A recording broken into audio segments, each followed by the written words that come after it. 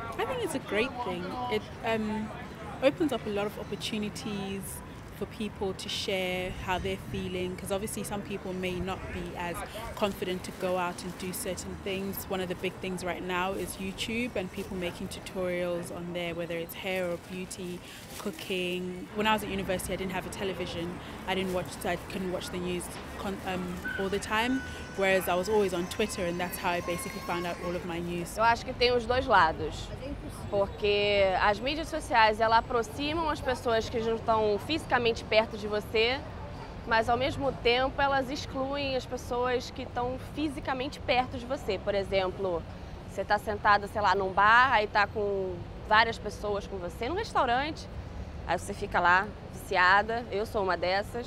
Social media I guess, is a boon to the society. It makes us socially aware what's happening all around us, and it makes us more socially responsible. It's a truth giver. That's what I like about it. In other words, it's raw truth. I think it's important to connect people and communities.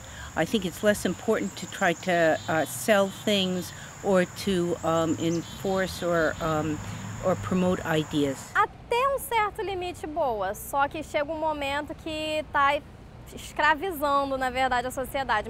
It is essential because there are some perspectives that one doesn't take into consideration that, and you discover when you communicate, you're looking at the perspective from a different viewpoint, you're exposed to a different perspective. When you're having some awkward conversations with people and you might say something in heat of the moment, I find that is quite hard because what you write, another person perceives as two different things. People seem to get braver over the internet when it comes to things, and I think people are a lot meaner over the internet as well. Sometimes people's privacy can be invaded with the whole sort of hacking scandal that's happened recently. And I mean also for younger children, I don't think when you're at that age you are quite conscious of what you're putting on the internet and the fact that it's always there. Whereas it might have been a passing comment and they'd have forgotten it, now it's written down and they go back to it, they obsess over it, and it's really sad to see things they don't really mean recorded. We hear lots of rape cases and stories like that where people have been using social media to contact certain people to become victims or to rob them. I think if there was a more sense of community, we'd be in a better place, and I think we're moving in the wrong direction. But then again, at the same time, paradoxically, it actually does promote community because there's a lot more engagement with people who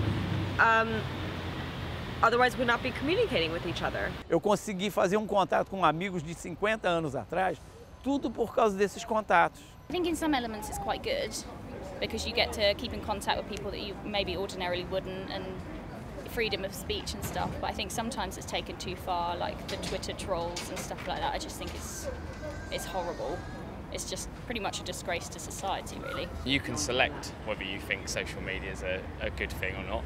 I think what you decide to follow, who you decide to become friends with, who you decide to listen to, look at, is completely up to you. So if you see something that you don't like in your day on social media, then you probably should get rid of that thing that makes you feel negative. The same way as if you don't like seeing depressing stuff, don't watch the news. If you replace all those negative things with positive things and you only have your actual friends on Facebook, for example, or Twitter, and you only follow things that actually inspire you and make you feel positive, then I think that's the way to do it.